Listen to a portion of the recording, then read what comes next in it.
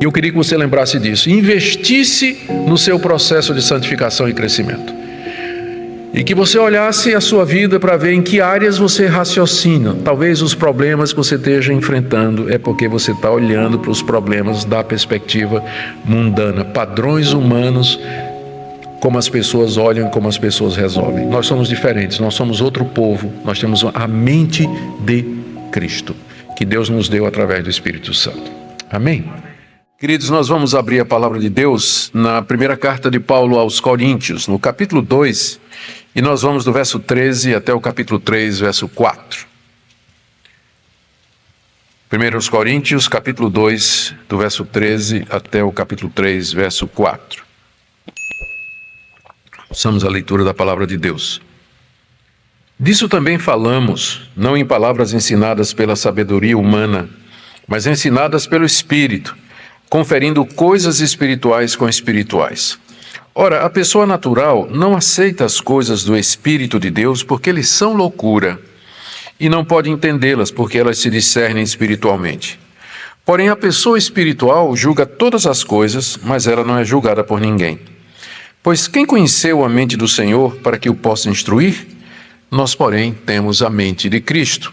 Eu, porém, irmãos, não pude falar a vocês como a pessoas espirituais, e sim como a pessoas carnais, como a crianças em Cristo. Eu lhes dei leite para beber. Não pude alimentá-los com comida sólida, porque vocês ainda não podiam suportar. Nem ainda agora podem, porque vocês ainda são carnais. Porque se há ciúmes e brigas entre vocês, será que isso não mostra que são carnais e andam segundo os padrões humanos? Quando alguém diz, eu sou de Paulo, e outro diz, eu sou de Apolo, não é evidente que vocês andam segundo padrões humanos? Até aqui a leitura da palavra de Deus. Queridos, nós vamos mais uma vez orar, dessa feita por iluminação para entendimento da Escritura. Ó Senhor, Tu nos dizes aqui que somente pelo Teu Espírito nós podemos conhecer as coisas do Senhor. E também o Senhor diz que nós temos a mente de Cristo. E que ser espiritual é compreender as coisas da perspectiva do Senhor. Nós pedimos então que Teu Espírito Santo nos conduza nessa compreensão. Dá-nos uma atitude espiritual aprovada por Ti.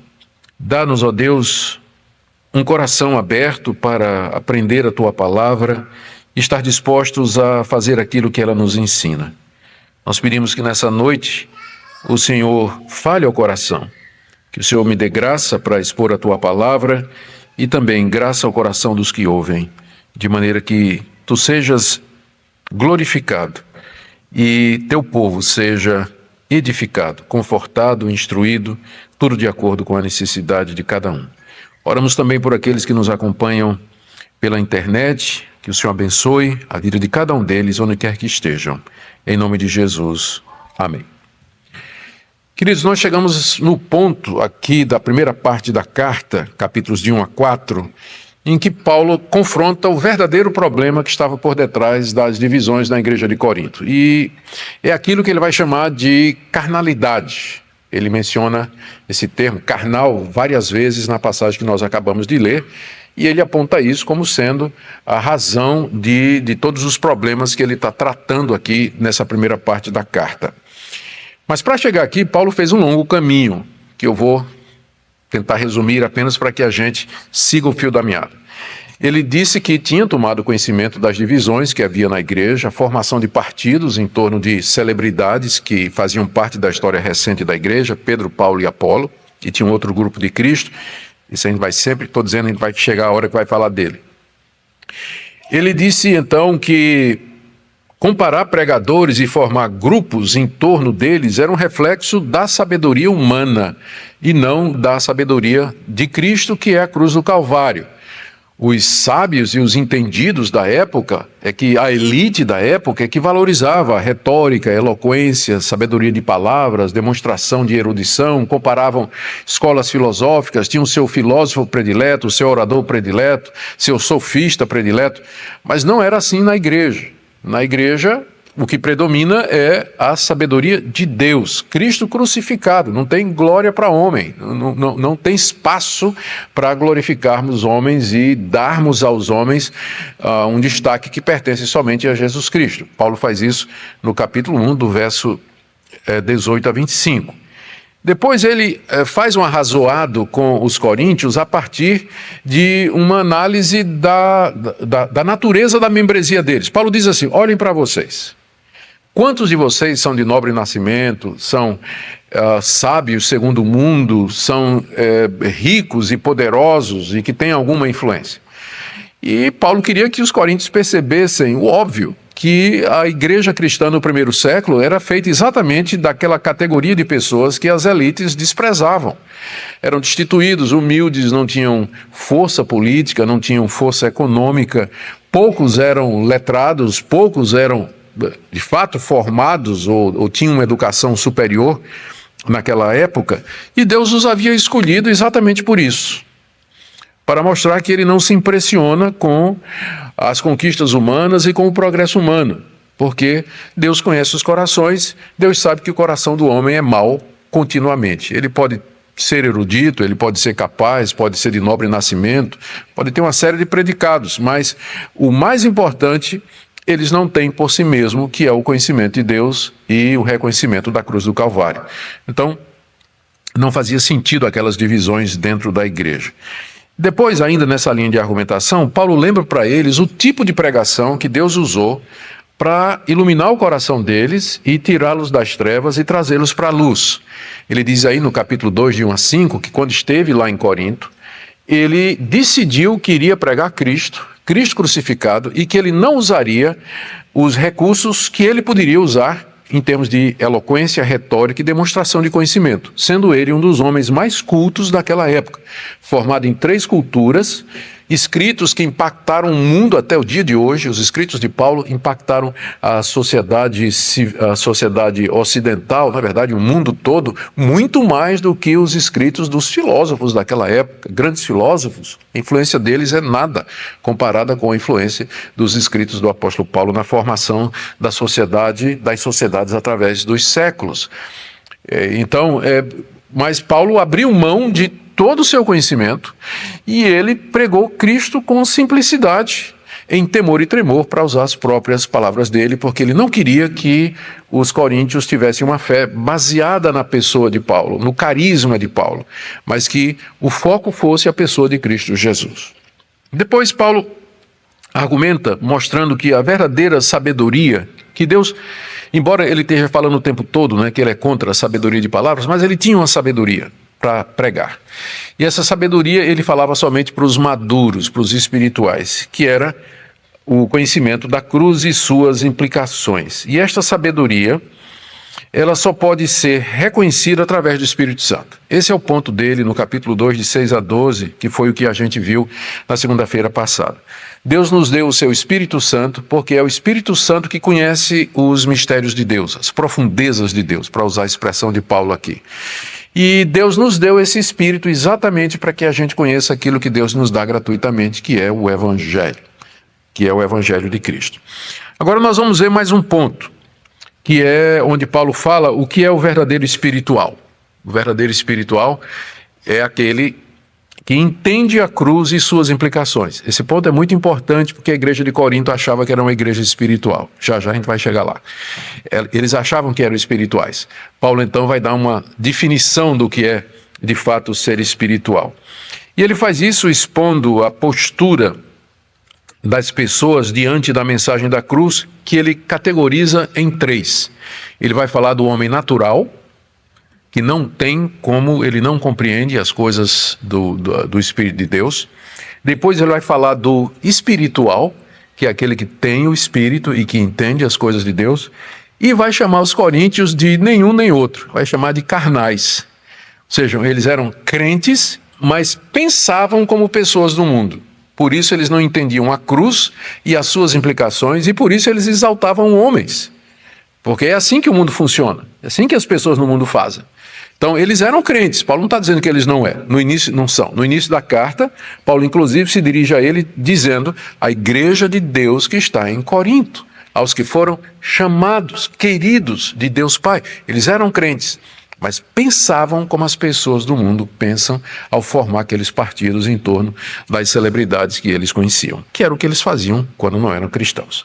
Tá bem? Então é isso que nós temos diante de nós nessa noite, e Deus nos dê graça e garganta para poder chegar até o final e terminar essa missão essa noite, mais uma vez. Então, vamos lá. Primeiro, Paulo fala a respeito da pregação apostólica, a pregação dele e dos apóstolos de Cristo, aí no verso 13. Disto também falamos, não em palavras ensinadas pela sabedoria humana, mas ensinadas pelo Espírito, conferindo coisas espirituais com espirituais. O disto aí no início do verso, aí eu estou usando a versão Almeida, a nova Almeida, o disto aí faz a conexão entre o verso 13 e o verso 12. No verso 12 ele disse que nós recebemos o Espírito que vem de Deus para conhecer o que por Deus nos foi dado gratuitamente. Ele está falando da cruz, está falando do perdão de pecados e da vida eterna. E aí ele continua, disto, dessas coisas, da cruz, do perdão, da vida eterna, reconciliação com Deus, destas coisas também falamos. E lembramos aqui a discussão a respeito de quem é o nós, não é? Lembra, eu falei disso na segunda-feira passada. O nós aqui é primeiramente os pregadores, apóstolos a quem esse mistério foi encarregado, foi dado e revelado, que é o mistério da cruz. E essa revelação eles passaram para a sua geração e registraram na Bíblia. E nós hoje já recebemos o mistério revelado, está aqui, na Escritura Sagrada. Nós precisamos da iluminação do Espírito Santo para a sua correta compreensão e aplicar a nossa vida. Mas o caminho pelo qual Deus trouxe essa verdade, a verdade da cruz e do Evangelho, era através da fala de apóstolos como o apóstolo Paulo.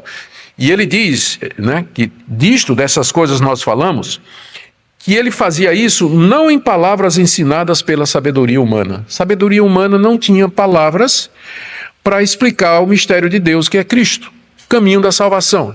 O conhecimento, toda a erudição humana, toda a filosofia daquela época não tinha vocabulário, não tinha como acessar o conhecimento de Deus. Não tinha. Então, por isso que Paulo, na sua pregação, ele falava destas coisas, não se valendo da retórica e dos recursos que os sábios e entendidos da época usavam para difundir as suas ideias. Destas coisas falamos não em palavras ensinadas pela sabedoria humana. O não aqui é bem enfático, né? E isso lembra o que nós dissemos na segunda-feira passada, que nem todo tipo de pregação, nem todo tipo de comunicação se presta à transmissão do Evangelho. Não, nem todo. Se todo se prestasse, não tinha esse limite aqui. Não em palavras ensinadas pela sabedoria humana. Ou seja, não vale qualquer método. Não vale de qualquer jeito. Então tem um método que se adequa ao Evangelho, que é esse aqui que ele vai dizer. Mas usando palavras ensinadas pelo Espírito. Palavras ensinadas pelo Espírito Santo. A origem do Evangelho é espiritual e a transmissão dele também é. O Espírito Santo não somente nos revela quem é Cristo e nos chama, mas ele nos dá as palavras, ele nos dá a argumentação, ele nos dá a lógica para nós falarmos de Cristo para o mundo. São palavras ensinadas pelo Espírito Santo. O Evangelho é espiritual na sua origem e também na sua transmissão. Como ele diz em seguida. E aqui nós estamos diante de uma passagem que tem desafiado os intérpretes, né? Tem 3 ou 4 possíveis explicações para essa expressão aqui no final do verso 13. Conferindo coisas espirituais com espirituais. Essa é uma tradução possível. Agora, existem outras traduções possíveis, e são 3 ou 4. Eu peguei as 2 mais importantes, além dessas aqui. Além dessa tradução aqui, conferindo coisas espirituais com espirituais, essa expressão pode ser traduzida como explicando coisas espirituais em termos espirituais. Perfeitamente possível fazer tradução desse jeito. Ou, a interpretação que eu considero a melhor, interpretando coisas espirituais para pessoas espirituais, que é inclusive a opção da NVI, da Nova Tradução na Linguagem de Hoje, Nova Versão Transformadora e várias traduções em inglês. Eles preferiram entender que Paulo aqui está dizendo o seguinte, o raciocínio de Paulo é o seguinte: nós falamos destas coisas não em palavras ensinadas pela sabedoria humana, mas ensinadas pelo Espírito Santo, explicando estas coisas para aqueles que são espirituais. Por que a gente deve preferir essa opção?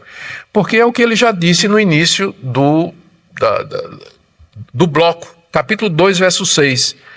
Transmitimos sabedoria entre os que são maduros. E nós vimos aqui que os maduros são os espirituais. Então é disso que ele está falando, né? Nós transmitimos sabedoria para os maduros. Mas aqui adiante, no capítulo 3, ele vai dizer: não pude transmitir isso para vocês, coríntios, porque vocês são carnais. Então a tradução que melhor se adequa ao contexto é essa. Quando ele diz conferindo coisas espirituais com espirituais, ele está dizendo, explicando as coisas de Deus para pessoas que são espirituais, que podem entender aquilo que está sendo falado. O que é uma tradução perfeitamente possível, gramaticalmente, e que faz todo sentido aqui dentro do texto. Além do mais, essa questão do que é ser espiritual, o termo espiritual aparece 15 vezes aqui nessa carta. 15 vezes aqui nessa carta, nem sempre falando de pessoas, mas aparece 15 vezes. Essa questão de espiritualidade era muito importante para os coríntios. Era muito importante ser espiritual. Por isso que isso reforça ainda mais a nossa opção por essa interpretação. Tá certo? Então, se a nossa interpretação é correta, esses espirituais aqui, a quem Paulo explica as coisas de Deus, eles são aqueles maduros do capítulo 2, verso 6, que entendem a sabedoria de Deus, que percebem as implicações da cruz e que, portanto, jamais exaltariam o homem, porque eles entenderam o que é que a cruz representa. A cruz é o juízo de Deus sobre a humanidade. O que é que Deus pensa de mim? Está lá, um carpinteiro pendurado numa cruz. Isso é o juízo de Deus sobre a humanidade. E, portanto, como exaltar homens? Como colocá-los em posição de você chegar a dizer, eu sou de Paulo, eu pertenço a fulano. Então já era, os coríntios ainda não tinham entendido o que é que a cruz representava. Não tinha entendido. Por isso essa nossa explicação. Muito bem. Então a pregação apostólica ela era essa e diante dela havia 3 posturas que Paulo explora aqui. Do verso 14 até o capítulo 3, verso 4. Primeiro, a postura da pessoa natural. Como é que a pessoa que não tem o Espírito Santo reage diante dessa exposição espiritual das coisas espirituais? Pregada pelo apóstolo Paulo. Ele diz no verso 14, ora, a pessoa natural não aceita as coisas do Espírito de Deus, porque eles são loucura, e ela não pode entendê-las, porque elas se discernem espiritualmente. Elas se discernem espiritualmente. São duas, a postura da pessoa que não tem o Espírito é de não aceitar as coisas de Deus. Quando ele fala pessoa natural, ele se refere à pessoa no estado em que nasce. Nós não nascemos convertidos, não, ou pelo menos, com exceção de João Batista, a gente não conhece nenhum caso, não é? João Batista já era crente no ventre da mãe, tanto é que era cheio do Espírito Santo já no ventre da mãe. Mas normalmente as pessoas não nascem convertidas, não é? Elas por natureza, nós nascemos inimigos de Deus. É isso que Paulo está dizendo aqui. Por natureza, nós nascemos num estado em que nós não podemos compreender as coisas de Deus. Por quê? Porque nós somos filhos de Adão e Eva. Somos herdeiros da natureza corrompida, incrédula e hostil a Deus, que nos foi dada por geração ordinária a partir dos nossos primeiros pais, quando eles desobedeceram a Deus e precipitaram toda a sua descendência nesse caos, nessa cegueira espiritual. Nós nascemos cegos para Deus. Nós nascemos sem o conhecimento de Deus. Esse conhecimento de Deus, ele tem que ser imputado por Deus, ele tem que ser inserido por Deus no nosso coração. Isso aí é o que a gente chama de conversão, novo nascimento, vem depois. Mas o ponto aqui é que a pessoa no seu estado natural, diz Paulo aqui, ela não aceita as coisas do Espírito de Deus. As coisas do Espírito de Deus, a cruz, a ressurreição de Cristo, a vida eterna, perdão de pecados, a esperança da glória, tudo aquilo que tem a ver com Deus e que o Espírito Santo se encarrega de transmitir e de revelar através da pregação. A pessoa que não tem o Espírito Santo, ela não aceita. A palavra aceitar, ela significa literalmente não dar as boas-vindas. Não recebe aquilo e diz, eu concordo com isso, está bem, é verdade, eu creio nisso, eu quero isso para mim.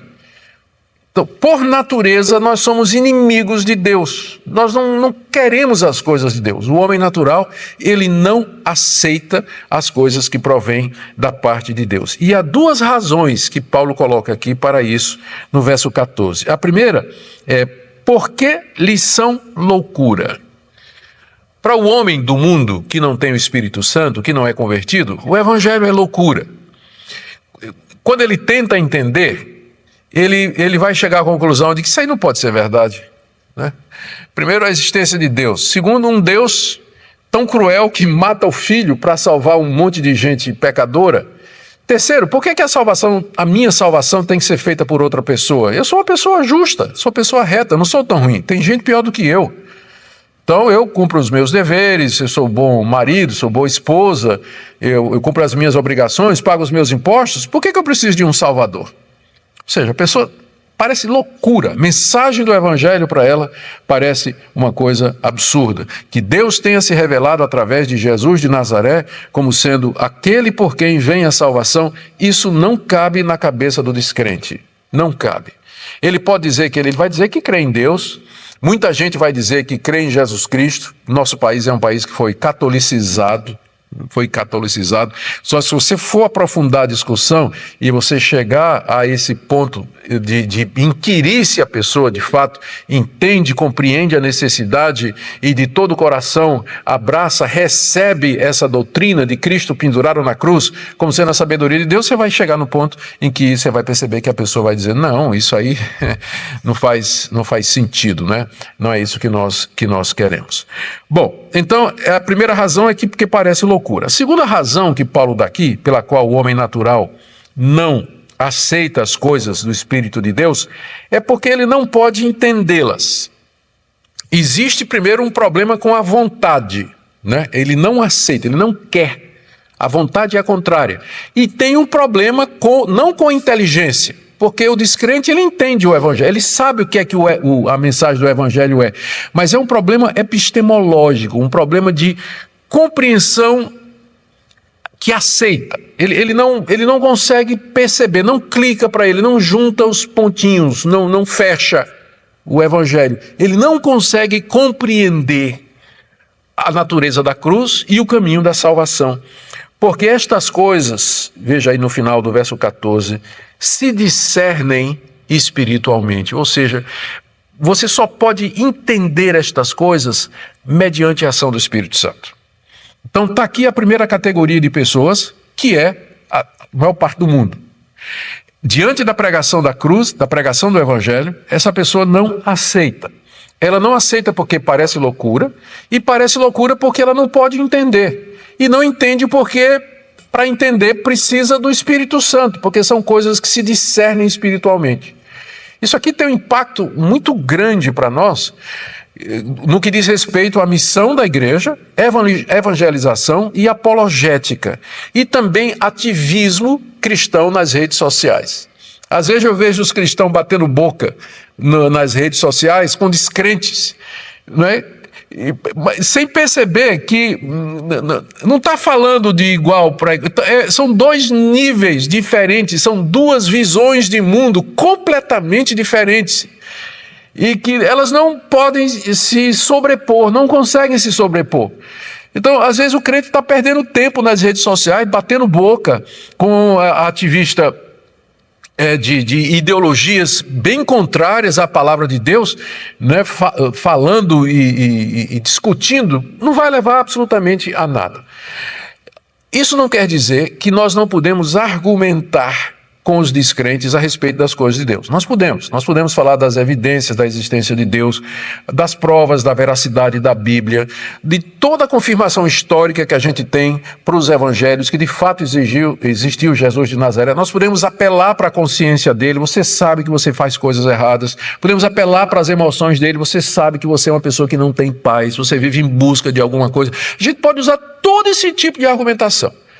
Se Deus, porém, se o Espírito Santo, Deus não mandar o Espírito Santo abrir o entendimento e ensinar a essa pessoa o Evangelho, ela não vai compreender. Ela não vai entender. Nunca ela vai entender. O descrente, ele pode até ter um conhecimento claro do Evangelho. Uma experiência essa constatação ficou clara para mim durante os meus estudos. Durante o meu mestrado na África do Sul, na área de Novo Testamento, eu tinha que ler comentários bíblicos e crítica bíblica feita por todo tipo de comentarista, gente que era crente e gente que não era, liberal. E por incrível que pareça, os liberais às vezes tinham uma compreensão do texto que parecia muito mais clara do que o próprio comentarista que era cristão comprometido. Não é? Por quê? Porque ele conhecia mais o grego, conhecia mais o hebraico, conhecia mais história, arqueologia, trazia perspectivas e... Um exemplo que me chamou a atenção foi o famoso Rudolf Bultmann. Bultmann é considerado um dos ícones da crítica bíblica, especialmente na área de Novo Testamento. Ele é muito conhecido através da crítica da forma, ou seja, ele acha que tudo que nós temos no Novo Testamento surgiu num determinado ambiente vivencial, onde a igreja escreveu essas lendas a respeito de Jesus como apologia, como evangelização, para se defender dos ataques dos judeus, dos ataques dos pagãos, para promover suas ideias, e aí inventou histórias, como Jesus andando sobre as águas, Jesus multiplicando pães e tudo mais. E ele tinha esse programa de tirar esses mitos da Bíblia, para que o homem moderno pudesse entender. Em outras palavras, ele queria atualizar a Bíblia ao homem moderno, né, para que o homem moderno pudesse, então, ler a Bíblia e aceitar, tirando os entraves, já que o homem moderno, científico, não acredita em milagre, não acredita em sobrenatural e tudo mais. Ele tem um comentário no Evangelho de João, Bultmann, comentário no Evangelho de João. E eu tive que ler aquele comentário e chegou lendo no final do Evangelho de João, da ressurreição, quando Jesus aparece aos seus discípulos, Bultmann dá uma exposição do texto pouco superada por outros autores. Ele faz uma exposição, mas o tempo todo ele está dizendo, isso é o que o autor do Evangelho acreditava. Isso é o que o autor do Evangelho acreditava. Ele pessoalmente não acreditava que Jesus ressuscitou dos mortos literalmente. Jesus ressuscita no querigma, na pregação, na memória dos discípulos, mas nunca literalmente dentre os mortos. Mas quem escreveu o Evangelho de João acreditava. É o que ele diz no seu comentário. E por isso. Homem brilhante, mas que não entendia, não cria, não recebia a veracidade do texto bíblico para si. Para mim, um exemplo disso aqui, que o homem natural, ele não aceita as coisas do Espírito de Deus porque lhe parecem loucura e não pode entendê-las porque elas se discernem espiritualmente. Erudição é bom, conhecimento profundo é bom, mas se não for aliado à ação do Espírito Santo, ele não vale muita coisa. Não vai lhe salvar, não vai lhe levar mais para perto de Deus. Então, primeira categoria, primeira postura que Paulo coloca aqui, diante da pregação do Evangelho, é essa do que ele chama da pessoa natural, ou seja, como nós nascemos aqui nesse mundo. A segunda, está aí no verso 15, que ele coloca em contraste. Porém, veja aí o verso 15, a pessoa espiritual julga todas as coisas, mas ela não é julgada por ninguém. Pois quem conheceu a mente do Senhor para que o possa instruir? Nós, porém, temos a mente de Cristo. Paulo já tinha se referido aos espirituais, né, no verso 13, quando ele disse, ensinamos coisas espirituais aos espirituais. E aqui ele volta a usar o termo dessa feita em contraste com o homem natural. O homem natural não aceita as coisas do Espírito de Deus. Porém, a pessoa espiritual julga todas as coisas. O que ele quer dizer com isso é, ela consegue entender, avaliar e receber todas as coisas que o Espírito Santo ensina. Em contraste com o homem natural que não entende, o homem espiritual ele julga no sentido positivo. Ele avalia, ele analisa, ele entende e ele aceita as coisas do Espírito de Deus. Embora, veja o final do verso 15, essa pessoa espiritual, que é o crente, não é? Que é o crente mesmo, ela não é julgada por ninguém. Ou seja, as pessoas do mundo, o homem natural, olha para o homem espiritual, que é aquele que tem o Espírito, que é crente, que entende as coisas de Deus e vive assim, e não entende. Né? Não consegue entender e discernir por que é que ela é assim e por que é que ela age dessa maneira. Está aí explicado por que é que o seu amigo descrente estranha muito o que você crê, a sua maneira de viver, a sua postura. Né? Tá aí porque o mundo estranha os cristãos.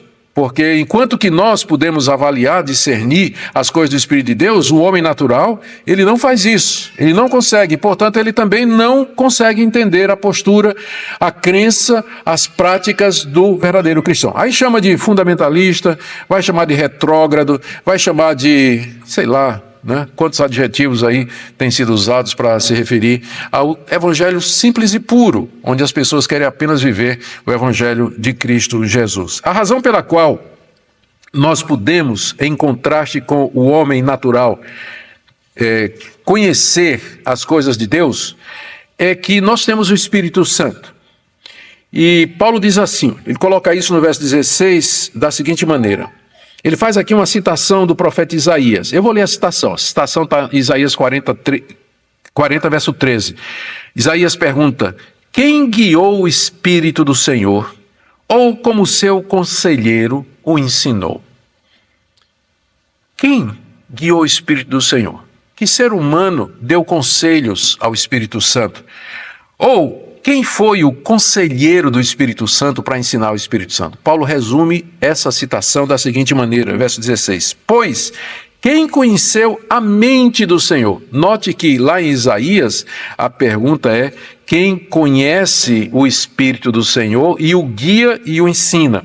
Mas aqui ele troca isso dizendo, quem conheceu a mente do Senhor, uma vez que o Espírito Santo é quem conhece as profundezas de Deus. Ele já tinha dito isso nos versos anteriores. Quem conheceu a mente de Deus para que o possa instruir? Quem é a pessoa que conhece Deus a ponto de dar conselhos a Deus? A resposta é ninguém. Mas, veja o final do verso 16. Nós, porém, temos a mente de Cristo. Em contraste com o homem natural, que é refletido aqui nessa citação de Isaías, que não conhece as coisas do Espírito de Deus, nós temos a mente de Cristo. O que ele está dizendo? O cristão, ele pensa como Cristo. Ele tem a maneira de ver o mundo que Cristo tinha. Portanto, ele entende as coisas de Deus. Ele percebe as coisas do Espírito Santo. Percebe as coisas do Espírito Santo. Gente, que privilégio, já pensou nisso? Que nós temos a mente de Cristo. O que é que isso significa? Que nós pensamos como Cristo pensava. Que nós olhamos para o mundo como Cristo olhava. Nós temos a visão de mundo que Jesus Cristo tinha. E como é que essa perspectiva nos é passada? Mediante o Espírito Santo. Nascemos homem natural, somos convertidos, somos transformados pelo Espírito Santo que nos é dado por Deus para que a gente possa conhecer estas coisas. Ou seja, a diferença entre o crente e o descrente é que quando a gente se converte, a gente passa a pensar como Cristo pensa, ou pensou, enquanto ele estava aqui nesse mundo. Nós temos a mente de Cristo. Que declaração ousada do apóstolo Paulo. E quantas implicações sérias disso aqui. Se nós temos a mente de Cristo, e se isso é alguma coisa que o Espírito Santo faz, significa que toda vez que eu raciocinar, toda vez que eu tomar decisões que não estejam de acordo com a mente de Cristo, isso significa que eu não sou espiritual. Ser espiritual é isso aqui. É você ver as coisas do Espírito da perspectiva de Jesus Cristo. É você ter uma compreensão profunda do que é a cruz e das suas implicações. E agora Paulo junta tudo isso e faz o que ele queria fazer desde o começo. Ele confronta os coríntios no problema fundamental das divisões, que era exatamente a falta da mentalidade de Cristo, de uma mentalidade espiritual no meio da igreja, que estava causando todos esses problemas. E aqui nós chegamos no capítulo 3, versos de 1 a 4. Paulo diz aqui, são 4 coisas, rapidinho. Primeiro, vocês não são espirituais, como vocês se consideram. Capítulo 3, verso 1. Eu, porém, irmãos, não pude falar a vocês como a pessoas espirituais, e sim como a pessoas carnais, como a crianças em Cristo. Já pensou na virada de mesa aqui? Qual foi a reação dos coríntios quando eles leram isso aqui? Porque eles disseram, puxa vida, Paulo veio construindo, né? Ele veio preparando a forca, veio preparando, aqui no capítulo 3, verso 1, ele puxa e enforca os coríntios aqui. Eu, porém, irmãos, o contraste é com o verso anterior. O que é que diz o verso anterior? Nós temos a mente de Cristo, porém vocês não têm. Por isso que eu não pude falar com vocês como eu costumo falar com as pessoas que têm o Espírito Santo. Eu não posso falar, não pude falar a vocês como pessoas espirituais. Pessoas que têm o Espírito Santo e que têm a mente de Cristo. Paulo se refere provavelmente ao tempo que ele passou lá em Corinto a primeira vez. Lá na sua viagem missionária, quando ele funda a igreja, ele passou algum tempo em Corinto, pelo menos talvez 2 ou 3 anos lá em Corinto. Desde aquela época, Paulo já tinha sentido que não conseguiria, ou seja, que o progresso dos coríntios estava sendo lento. Por isso ele diz, eu, desde quando tive aí, naquela época, eu já não consegui falar com vocês como pessoas espirituais, mas sim como a pessoas carnais. Isso aqui é o segundo ponto que Paulo diz aqui. Vocês são carnais, crianças em Cristo. É muito importante aqui fazer uma distinção por causa de uma ideia que vem sendo proliferada no meio evangélico há muito tempo e que foi popularizada pelo Scofield, naquela famosa Bíblia de Scofield. Scofield é um dos maiores representantes do dispensacionalismo. E ele foi que difundiu a ideia de que existem 3 tipos de crente, 3 tipos de pessoa. O natural, tudo certo, não tem problema. O espiritual, que aí é o crente maduro, e o carnal, que é uma pessoa que é salva, mas que ainda vive uma vida em pecado. Está vivendo, ele é salvo, mas ele vive na imoralidade, ele vive em compromissos errados, ele pratica desonestidade. E aí, essa divisão em 3 que Paulo faz aqui, são 3 categorias, não tem dúvida, ele está falando aqui de natural, espiritual e carnal. Só que o carnal que Paulo está falando aqui não é em termos morais. Ele chama os coríntios de carnais em contraposição a espiritual, que aqui no texto é uma pessoa que tem a mente de Cristo e que entende as coisas de Deus. Então, carnal aqui, como ele explica, é ser criança em Cristo, que não tem compreensão. Uma criança, ela tem uma compreensão de uma criança, tem uma compreensão infantil do Evangelho. Ela é imatura, não tem nada a ver com moralidade, porque a Bíblia diz que se você viver na prática do pecado, não tem crente carnal nesse sentido. Se você viver na prática do pecado, você está condenado. Quem é nascido de Deus não vive na prática do pecado. Sem santificação, ninguém verá o Senhor. Então a Bíblia não deixa margem para isso, da pessoa ser crente e viver no pecado. Paulo carnal aqui é uma pessoa que é crente, mas que ainda raciocina, está pensando como as pessoas do mundo sobre certas coisas. E no caso aqui em particular, em formar grupos em torno de celebridades. Que Paulo diz que isso aí é carnalidade. Então, só existe crente carnal nesse sentido. Gente novo convertido que ainda está aprendendo as coisas de Deus e que às vezes raciocina como pessoa do mundo. É muito comum isso. Pessoa se converte, entra na igreja, ela crê em Cristo, é crente verdadeira, mas quando chega em questões de dinheiro, ela ainda continua pensando do mesmo jeito. Ela lida com o seu dinheiro da mesma forma. Em relação à maneira como trata as pessoas ou como desenvolve o seu negócio, ela continua pensando do mesmo jeito. Isso é um processo que se chama de santificação, maturidade e que leva tempo até a pessoa rearrumar a cabeça. A igreja de Corinto estava a caminho, estava no processo. A essa altura, eles estavam para trás, estavam atrasados, e Paulo diz, olha, eu queria falar a vocês como espirituais, como vocês acham que vocês são, e vocês deveriam ser, mas na verdade vocês são crianças em Cristo, vocês são carnais. E aí ele traz as evidências, né? Aliás, ele diz aí no verso 2, eu dei leite para vocês beberem quando eu tive aí. Não pude alimentá-los com comida sólida, porque vocês ainda não podiam suportar, nem ainda agora podem, porque vocês ainda são carnais.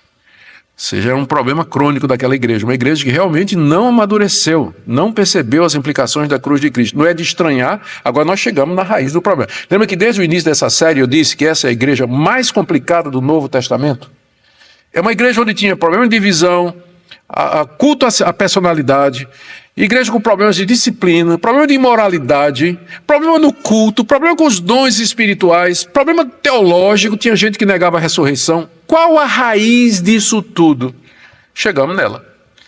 É exatamente isso aqui, a falta de crescimento espiritual, a falta de maturidade, ou em outras palavras, carnalidade.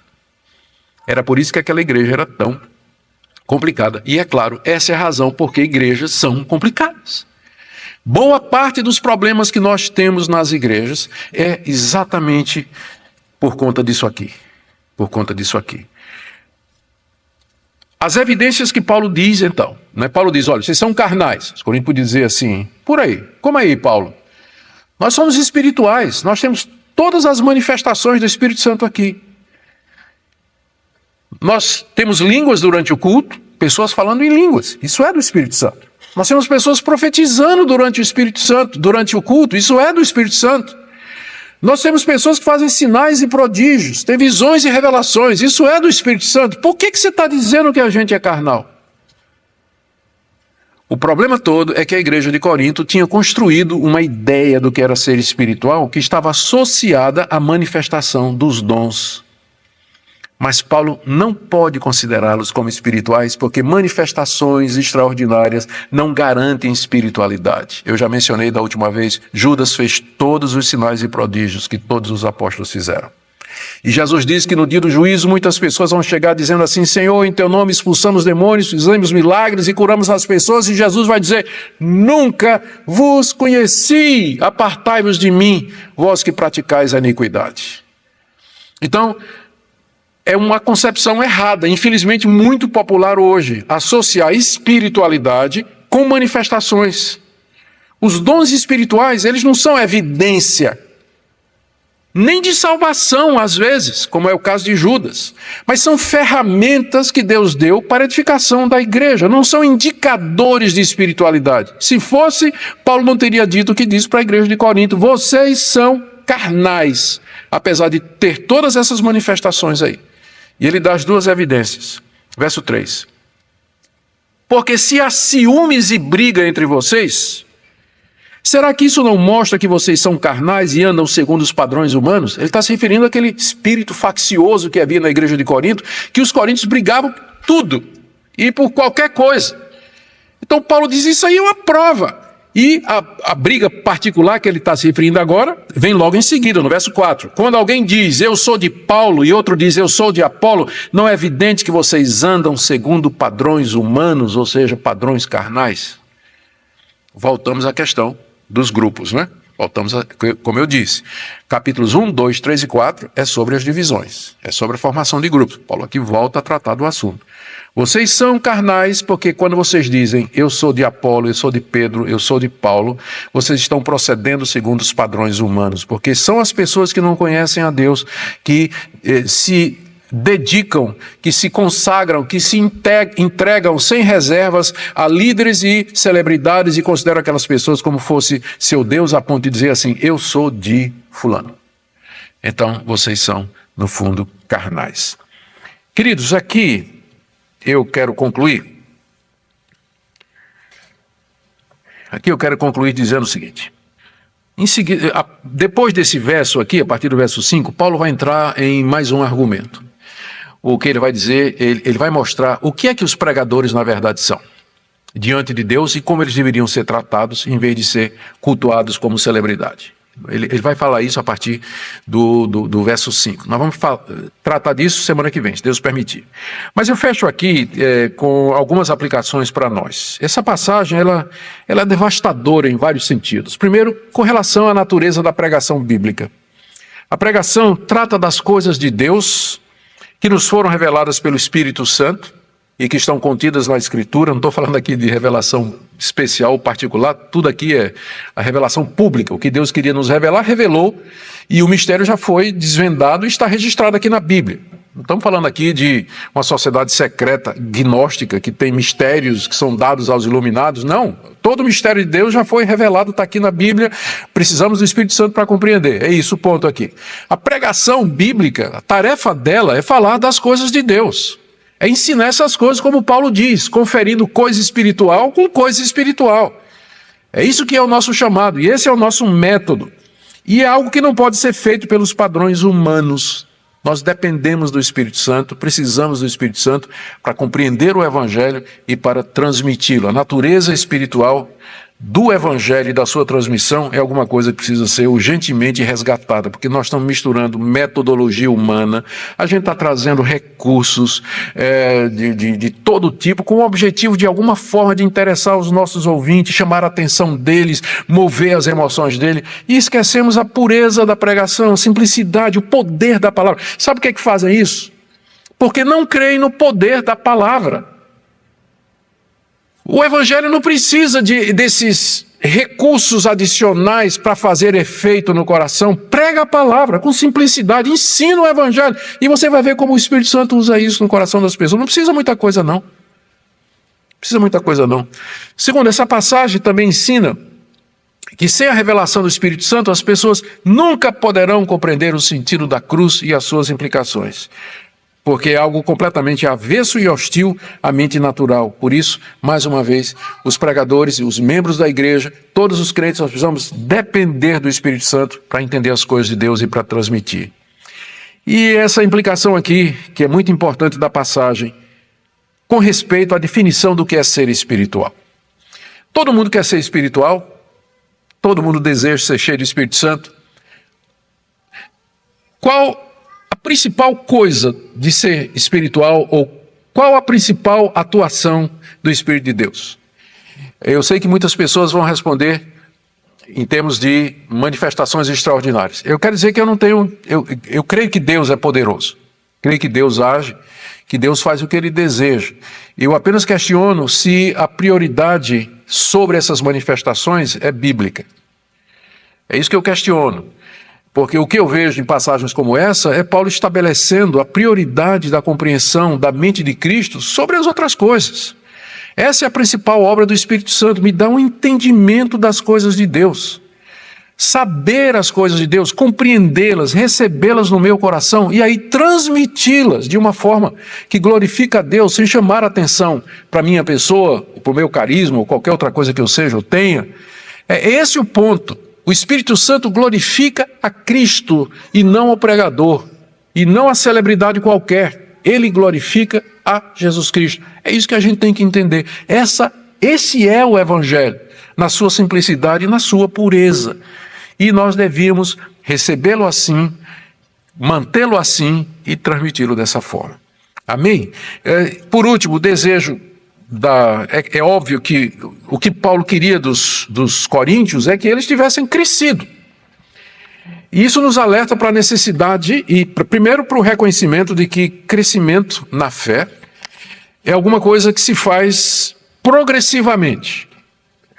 Nós não nos tornamos maduros do dia para a noite. Novos convertidos, eles são... Eu sei porque eu fui um novo convertido muito chato, né? Sinal. Eu fiz muita coisa assim, no fervor e no calor da conversão, cheio de entusiasmo, né? Parecia mais um elefante numa loja de porcelana, né? Sem muito critério. Leva um tempo até a gente amadurecer. E E eu queria que você lembrasse disso. Investisse no seu processo de santificação e crescimento. E que você olhasse a sua vida para ver em que áreas você raciocina. Talvez os problemas que você esteja enfrentando é porque você está olhando para os problemas da perspectiva mundana. Padrões humanos, como as pessoas olham e como as pessoas resolvem. Nós somos diferentes, nós somos outro povo. Nós temos a mente de Cristo, que Deus nos deu através do Espírito Santo. Amém? Vamos orar? Senhor, que privilégio sermos renovados no espírito da nossa mente, de forma a vermos as coisas como Cristo via. Senhor, é uma promessa muito grande e a gente fica estonteado diante da grandeza do que está sendo dito aqui. Será que eu tenho essa mente? Eu penso como Cristo pensa? Eu analiso as coisas da perspectiva do Espírito Santo? Sou cheio do Espírito Santo, guiado pelo Espírito Santo? Senhor, eu não quero ser carnal. Eu não quero fazer as coisas segundo os padrões mundanos. Por favor, nos ajuda. Assim como o Senhor mandou o apóstolo Paulo para ajudar a igreja de Corinto, assim também ajuda a igreja brasileira a pensar biblicamente, a pensar de acordo com os padrões que o Senhor revelou na cruz. Obrigado pelos queridos que aqui se encontram nessa noite, aqueles que nos acompanham também através da internet. Oramos pelo nosso país, pelas eleições que vão se realizar no próximo domingo. O Senhor nos dê governantes que queiram o bem do povo e que garantam a nossa liberdade de culto e de religião. É o que nós pedimos, Senhor, agradecidos em nome de Jesus. Amém. Amém. Queridos, muito obrigado. Antes de descermos, nós vamos ter um período de perguntas e respostas e já vou pedir aqui que os diáconos se preparem para isso. Nós vamos proceder da seguinte maneira. Se você tem alguma dúvida sobre o que foi falado aqui, você vai levantar a mão e um dos nossos irmãos vai chegar até você com um microfone. Por conta das regras sanitárias, você não pegue um microfone, tá certo? Nem tire a máscara, tá bom? Então, se você for pegar o microfone, o diácono vai puxar o microfone. Então vai ficar um negócio meio estranho. Tá? E lembra sempre, é pergunta. Tá? Não conte o seu testemunho, não fale da sua conversão, não fale da sua história de vida, é pergunta, tá certo? E aí, em seguida, nós vamos descer, lá embaixo tem a nossa livraria. Antes da pergunta, segura aí, antes da pergunta.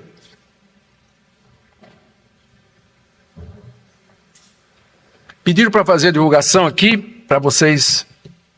Tem livros que estão lá embaixo, olha, esperando vocês. Esse livro aqui, Incomparável, é um dos poucos livros a respeito do ser de Deus. Quem é Deus e quem eu sou em relação a Ele. Esse livro nos coloca no devido lugar. Muito bom.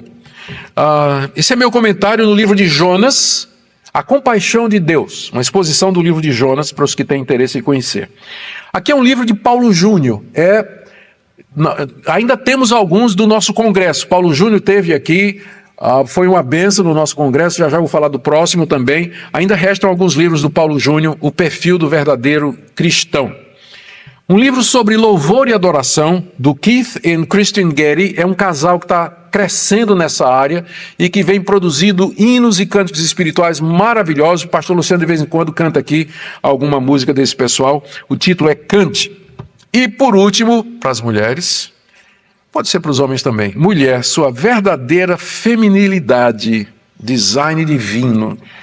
E dessas duas autoras aqui, eu destaco a segunda, Nancy Leith DeMoss. Inclusive, nós iríamos trazê-la para um evento aqui sobre mulheres. Para mulheres não conseguimos ainda, mas nós vamos trazê-la para um evento sobre mulheres. Que é uma das maiores autoridades hoje, é uma das mulheres que mais falam bem a respeito desse assunto da verdadeira feminilidade. Esses livros estão todos ali na livraria, vocês podem pegar depois.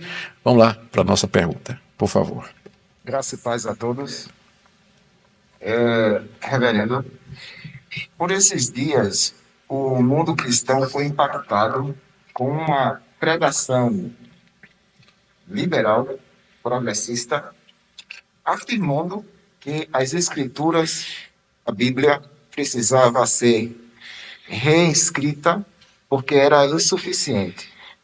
A minha pergunta para o senhor é, para nos ajudar nesse entendimento, a Bíblia precisa de uma nova releitura em relação a ela? A gente sempre deve ler a Bíblia para verificar se a compreensão que a gente tem dela é a compreensão certa. Que foi o que os reformadores fizeram. No período da Reforma, o que Lutero, Calvino e os outros fizeram foi ler a Bíblia e procurar o seu sentido original, um movimento de retorno à fonte. E isso os levou a redescobrir as antigas doutrinas da graça que haviam sido esquecidas durante o período medieval. Então, a gente sempre deve estar lendo a Bíblia, estudando a Bíblia, para ver se nós a estamos interpretando da maneira correta. Nós cremos que o sentido da Bíblia é único, é universal. É claro que a Bíblia foi dada em determinadas circunstâncias, né, em determinadas culturas, mas Deus usou tudo isso para transmitir conceitos que são válidos e permanentes para todas as culturas de todas as épocas. Então, uma vez que a gente pega esse sentido, nós então trazemos para os nossos dias. Tem questões hoje que a Bíblia não previa, claro, né? Por exemplo, a questão da fecundação in vitro. Um casal que não tem filhos pode fazer inseminação artificial? A Bíblia não trata disso, mas ela tem princípios que podem ser usados para um casal decidir a respeito disso e de que maneira ele vai fazer essa inseminação.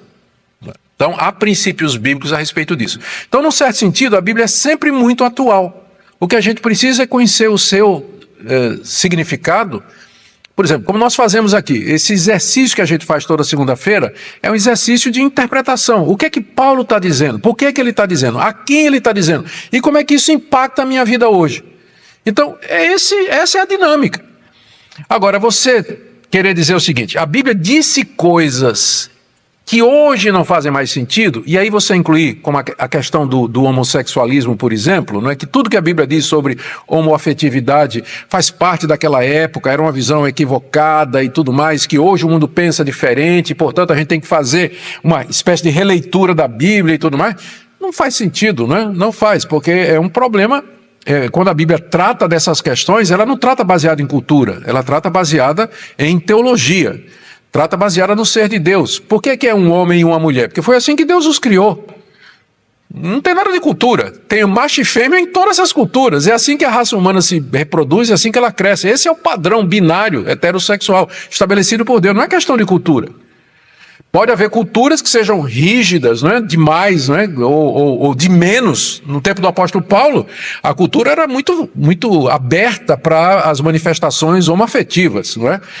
Paulo é que tem uma postura mais reservada com relação a isso aí. Então, não creio que a Bíblia tem que ser reescrita. É a nossa cabeça que tem que ser reescrita, não a Escritura. Segunda pergunta. Alguém levanta a mão aí, por favor. Graça e paz, pastor, e a igreja. A gente vê que Paulo ele adverte, né? As pessoas, o grupo de divisão que dizia, eu sou de Paulo, eu sou de Cefas, eu sou de Apolo. E muitas vezes a gente, como cristão, me corrija se eu estiver errado, mas ao meu ver é como se fosse uma admiração. E muitas vezes a gente admira, tipo assim, Sproul, né? O próprio Calvino. Será que isso aí não seria também como uma atitude carnal ou não? Não, eu entendo o que você está dizendo e é uma pergunta óbvia. É óbvia, né? É uma pergunta. Eu não sei se eu fui claro Foi. Você está perguntando se a atitude que hoje os cristãos têm com cristãos famosos, como Sproul, Calvino e tudo mais, não é alguma coisa da mesma ordem do que estava acontecendo lá em Corinto.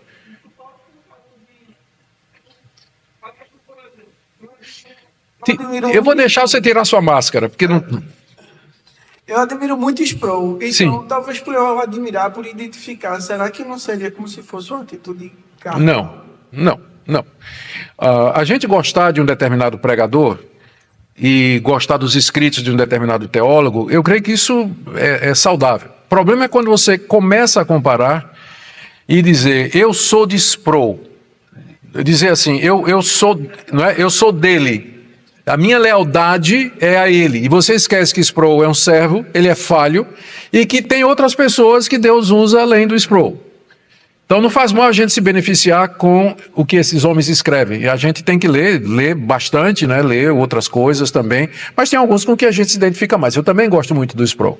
Mas eu não chegaria à atitude, isso está longe de ser a atitude dos coríntios, né? Eu sou de, né? Pertencer, de formar um. Eu creio que modernamente isso seria mais aquelas lideranças nocivas à igreja, que criam seguidores, que fecham, né, com aquele líder espiritual, que é o líder do grupo, é o líder da igreja, fundou a igreja, é o fundador, e aquele grupo que está ali com ele e não vê erro, não vê crítica, não se sente. Seria semelhante a isso. É diferente, por exemplo, da admiração que a gente pode ter por algum autor moderno. Tá? Boa pergunta que ajuda a esclarecer. Mais alguma? Por favor. Tire a máscara, por favor, porque esses problemas... a gente não consegue escutar as pessoas direito. Boa noite. Eu queria saber, com relação às crianças, literalmente falando, Sim. em qual grupo elas se enquadrariam e por que, nesse caso, a gente batiza crianças se elas não têm um discernimento suficiente de pessoas espirituais e nem o próprio Jesus, né, foi batizado criança e já era adulto. Certo. É que eu esqueci de dizer que tem 3 perguntas que eu não deixo ninguém fazer, porque todo mundo faz. Qual o problema do mal, a origem do mal, predestinação e responsabilidade humana e batismo. Toda segunda-feira tem alguém querendo perguntar isso. Então eu sempre digo, olha, vá na internet, lá você tem meus vídeos, eu tenho um vídeo sobre batismo, tenho um vídeo sobre batismo de criança, que é o que você está perguntando. Então lá você vai encontrar a resposta para isso, porque toda vez o pessoal pergunta sobre isso, tá certo? Mas eu vou lhe dar uma palhinha, né? Vou lhe dar, já que você é a única senhora, a única mulher que fez pergunta hoje, então vou dar. Então repita aí, para eu entender direitinho. Tira a máscara e fale. É porque eu também perguntei em qual grupo as crianças se enquadrariam desses 3. Sim. Aí, se o senhor podia responder essa pergunta, aí depois eu procuro a Certo. correção ao batismo. Isso. São 2 coisas distintas que você está perguntando. A criança, ela nasce no seu estado natural. Nós somos nascidos, como diz Davi no Salmo 51, nasci em pecado e em iniquidade me concebeu minha mãe. Então nós já nascemos pecadores, já nascemos sem Deus e nascemos condenados e dirigidos para a condenação eterna, se alguma coisa não acontecer, que é, de fato, a regeneração e a mudança de vida. Então, toda criança, ela por definição, ela nasce incrédula, né? Ela nasce incrédula. O batismo que é feito na igreja presbiteriana, na igreja episcopal, metodista, na igreja congregacional e outras igrejas anglicana, igrejas luterana, que têm origem na Reforma Protestante, todas as igrejas que tiveram origem na Reforma Protestante historicamente, elas entenderam que os filhos dos crentes, eles estão incluídos na aliança que Deus tem conosco. Não quer dizer que eles estão salvos, mas para nós, uma vez que o batismo não salva, o batismo é o selo da aliança. Uma vez que as crianças elas estão incluídas na aliança de Deus conosco, então nós trazemos os nossos filhos. E essa é a razão pela qual nós fazemos. Teria que fazer uma exposição sobre a doutrina da aliança, que vai desde o Antigo Testamento, passa por toda a Bíblia, e é melhor a gente fazer o seguinte, não fazer pergunta desse tipo. Continuamos irmãos em Cristo Jesus, tá? Se quiser conhecer mais a fundo, então tem estudos e mais estudos meus e de outras pessoas na internet a respeito disso, tá bom? Alguma outra pergunta aqui antes da gente descer? Por favor. A paz, pastor. Paz. Paulo deixa muito claro a questão da divisão dos 3 homens, como o senhor deixou muito claro e trouxe muito pra gente aqui. Nós na igreja brasileira sofremos muito por causa da miscigenação religiosa, a questão dos dons exacerbados do Espírito, entre outros problemas, que eu acho muito característico da igreja de Corinto, o que a gente vive hoje na igreja brasileira, o que a igreja de Corinto vive. O que eu queria entender é qual seria o ponto de partida para esses crentes, vamos lá, esses homens carnais. Qual seria o ponto de partida para pastores, líderes e algumas pessoas com nível de instrução um pouco maior poder convergir ou então mudar esse pensamento, esse direcionamento desses crentes carnais, que muitas vezes as pessoas nascem dessa forma e morrem vão até o final da vida sendo carnais, não amadurecendo efetivamente a questão do crescimento espiritual. Boa. A gente tem que fazer o que Paulo fez com a igreja de Corinto. Paulo não desistiu da igreja de Corinto. Ele passou 2 anos e pouco lá pregando. Já naquela altura ele viu que os coríntios não estavam reagindo como deveriam. Tanto é que ele diz, olha, eu nunca pude dar alimento sólido para vocês, não é? Mas Paulo não desistiu da igreja. Ele discipulou a igreja, ele instruiu. Você vê que ele está tratando dessa questão de carnalidade, mas ele só toca isso no capítulo 3. Ele escreveu o capítulo 1, escreveu o capítulo 2, e agora que ele vai chegar nesse assunto. Ou seja, ele procurou convencer os coríntios. Ele diz, olhem para vocês, lembra quando eu estive aí? Que tipo de pregação foi? Então ele tenta argumentar, mostrar. Aí o cuidado pastoral, a necessidade de ensino bíblico, e o Espírito Santo vai usar isso aí. Tem muita gente com mentalidade, né, infantil em Cristo e tudo mais, mas que diante da boa doutrina, diante da exposição bíblica, a pessoa abre os olhos, a pessoa diz, opa, estou entendendo agora, e cresce, e graças a Deus por isso. Então o caminho é instruir biblicamente mesmo, pastorear, ser paciente, como o apóstolo Paulo fez com a igreja de Corinto. Boa pergunta. Vamos para a última aí, por favor. Paz, pastor. Minha dúvida é o seguinte, o senhor falou a respeito da pregação, que não precisamos de alguns recursos para atingir as emoções das pessoas, simplesmente pregar a palavra. Mas nós sabemos que nas igrejas se utiliza a arte cênica, se utiliza grupos de danças. Esse tipo de mensagem também é válida através dessas expressões? E também outra coisa, o apóstolo Paulo, sendo o maior teólogo da história, ele falhou com a igreja de Coríntios? Não sei se ele falhou, eu creio que não. Né? Eu creio que foi a igreja de Corinto que falhou tremendamente com o apóstolo Paulo, né? Não creio que ele falhou, não. Tanto é que aquilo que ele escreveu para a igreja de Corinto, não só a primeira carta, como a segunda, até hoje é usado na igreja como referencial, como modelo de como a gente deve fazer. Com relação à dança litúrgica, ministério de dança, uso de luz escura, fumacinha durante o... Ainda bem que o pastor Luciano não gosta muito disso, né, pastor Luciano? Uma fumacinha assim, uns holofotes, umas luzezinhas, tudo assim. E veja, eu não teria problema se durante a igreja marcasse uma reunião de... Irmãos, vamos ter uma noite de música, vamos cantar, né? Vamos ter uma noite cênica. Tem dons e talentos aqui na igreja, tem gente que gosta de teatro, então gente que gosta de dançar. Vamos fazer isso, juntar a mocidade, e a gente faz isso aí durante semana ou qualquer outra coisa, faz. Não tem problema, na minha época a gente tinha as chamadas sociais na mocidade, que a gente tinha brincadeira, tinha até atirei o pau no gato, brincadeira, dança de roda, a gente fazia isso. Mas nunca a gente quis trazer isso para dentro do culto. Era uma coisa, porque a igreja não é só uma comunidade espiritual, ela é uma comunidade social também. Nós somos feitos de pessoas que são amigos, que têm relacionamentos, que têm famílias, e a gente pode se divertir ou não. Pode. Por que não marcar uma noite de talentos, né? Um karaokê evangélico, você imitando o Kleber Lucas lá, cantando, né? Ou sei lá quem mais.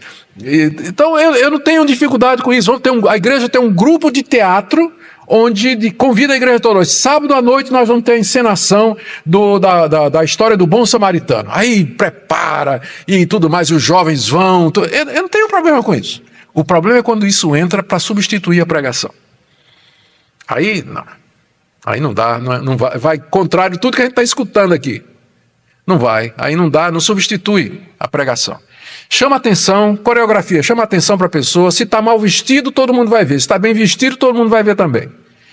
A música, se for, né, a peça, né, se ela for boa, vai atrair a atenção de todo mundo. Se não for, vai atrair a atenção do mesmo jeito. A pessoa vai ficar todo mundo falando mal, né, ensaiado mal e tudo. É muita confusão. Prega a palavra. E se a igreja quiser fazer essas reuniões, eu não tenho problema. Não tem problema nenhum da igreja ter um grupo de teatro, um grupo de dança, se quiser dançar, né? Jesus dançou, também quero dançar. Aliás, Davi, né? Davi dançou, também quero dançar, o nome do grupo, então tudo bem. Vá lá, não tem problema. Mas trazer isso para dentro das reuniões da igreja, que são destinadas ao louvor, à glória de Deus, ao aprendizado, eu creio que aí já não é a mesma coisa. Já... Tá bom? Gente, muito obrigado. Café com bolo lá embaixo, livraria aberta. Eu não vou ficar, às vezes eu fico para assinar um livro ou dois, hoje eu tenho que sair mais rápido, tá certo? E se você quiser assinatura, segunda-feira eu estou aqui e faremos. Boa noite, Deus abençoe.